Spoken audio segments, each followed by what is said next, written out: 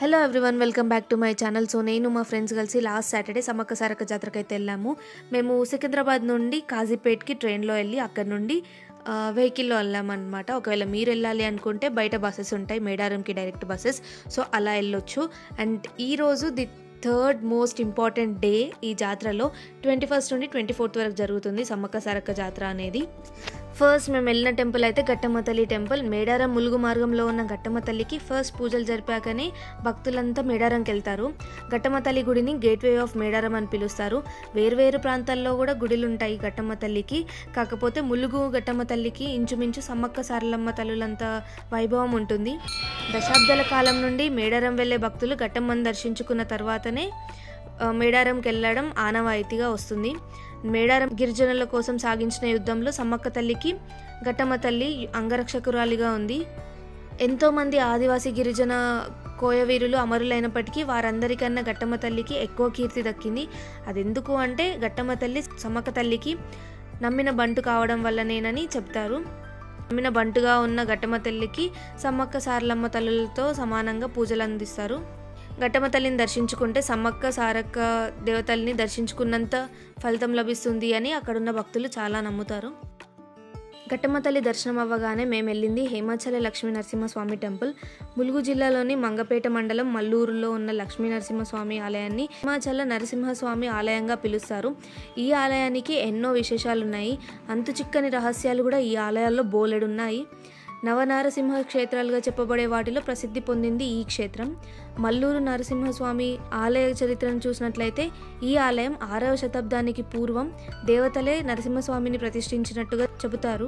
అయితే 6వ శతాబ్దంలో దిలీప కులకర్ణి అనే మహారాజు ఈ ప్రాంతాన్ని పరిపాలిస్తున్న సమయంలో ఇక్కడ తవ్వకాలు జరిపారు.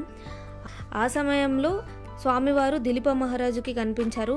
ఇంకా తవ్వకాలు జరుపుతున్న సమయంలో ఒకరి గుణపం తాకి తన నాభి వద్ద గాయమైంది స్వామివారికి.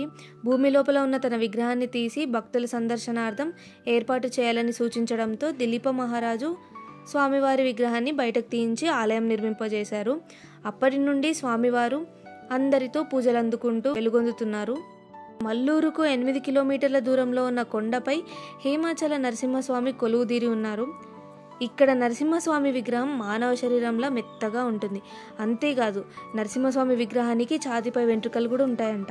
చూపుడు వేలతో విగ్రహం ఛాతీని తాకితే శరీరంలాగా సున్నితంగా లోపలికి వెళ్తుంది. మీరు అక్కడికి వెళ్ళిన తర్వాత దర్శనం చేసుకునేటప్పుడు పంతులు కడిగితే తను ఇలా ఒక పువ్వు తీసుకొని స్వామివారికి తన ఛాతీకి ఇలా పెట్టి చూపిస్తారు. అప్పుడు మీరు ఈజీగా చూడగలుగుతారు అది ఎంత లోపలికి వెళ్తుంది, ఎంత సున్నితంగా ఉంది అనేది. అంతేకాదు ఉదర భాగం కూడా మానవ శరీరంలాగా మెత్తగా ఉంటుంది. మనుషులకు వచ్చినట్టే ఆయనకు చెమట కూడా వస్తుంది. నరసింహస్వామి బొడ్డు వద్ద గాయం కావడం వల్ల అందులో నుండి ఒక ద్రవం ఏర్పడుతూ స్రవిస్తూనే ఉంటుంది. అయితే పూజారులు ఆ ద్రవాన్ని కట్టడి చేయడానికి అక్కడ గంధం పెడతారు. ఈ చందనాన్ని ప్రతి శని, ఆది, సోమవారాల్లో భక్తులకు ప్రసాదంగా ఇస్తారు. సంతానం లేమితో బాధపడే వారికి ఈ చందనంతో సంతానం కలుగుతుందని భక్తులు ప్రగాఢంగా విశ్వసిస్తారు. ఇక స్వామివారి పాదాల చెంత నుండి నిత్యం ఒక జలధార ప్రవహిస్తూ ఉంటుంది. దానినే చింతామణి జలధారగా పిలుస్తారు. చల్లగా ప్రవహించే ఔషధ గుణాలతో కలిసిన ఈ నీరు తాగిన వారికి ఎన్నో రోగాల నుంచి ఉపశమనం లభిస్తుందని ప్రతీతి. అన్ని కాలాల్లోనూ నిరంతరాయంగా చల్లని చింతామణి జలధార ప్రవహిస్తుంది. అంతేకాదు రుద్రమదేవి ఒకసారి తీవ్రమైన వ్యాధితో బాధపడుతూ చింతామణి జలధార నీటిని తాగిందని, ఆ తర్వాత ఆమె అనారోగ్యం నుండి బయటపడిందని ఇప్పటికీ చాలామంది చెబుతూ ఉంటారు అక్కడ. అంతేకాదు చింతామణి జలధార నీటిని విదేశాల్లో ఉన్న తమ వారికి కూడా పంపిస్తూ ఉంటారంట. మల్లూరు ఆలయ పరిసరాల్లో అటవీ ప్రాంతంలో ఔషధ మొక్కల వనాన్ని పెంచుతున్నారు. ప్రకృతి రమణీయతతో ఎన్నో విశేషాలతో ఉన్న ఈ ఆలయాన్ని జీవితంలో ఒక్కసారైనా దర్శించి తరించండి.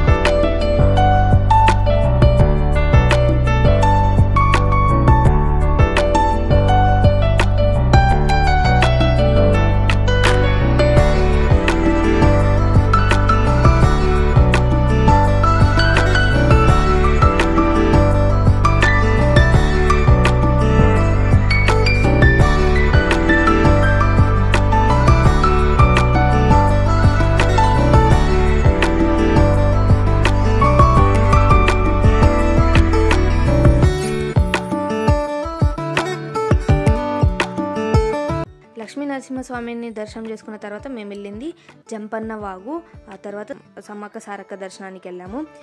సమ్మక్క సారక్క జాతర అనేది ములుగు జిల్లా తాడ్వాయి మండలానికి చెందిన మేడారం గ్రామంలో జరిగే ఒక గిరిజన జాతర.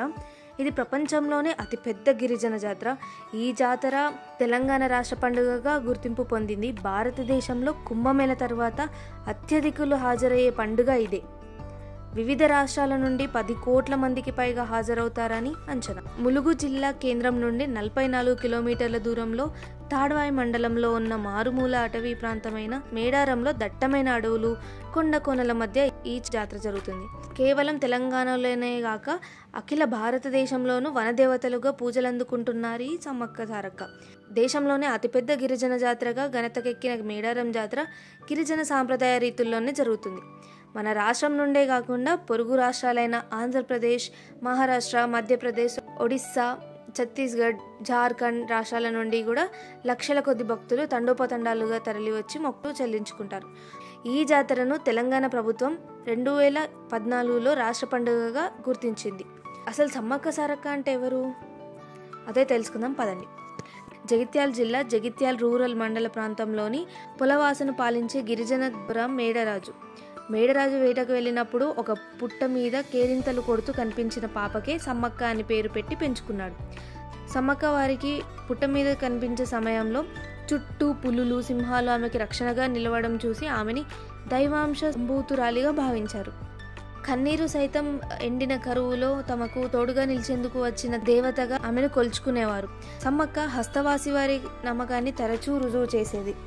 ఆమె చేత్తో ఆకుపసరు ఇస్తే ఎలాంటి రోగమైనా ఇట్టే నయమైపోయేదట. ఆమెను అతని మేనల్లుడైన మేడారం పాలకుడు పగిడిద్దరాజుకిచ్చి పెళ్లి చేశాడు.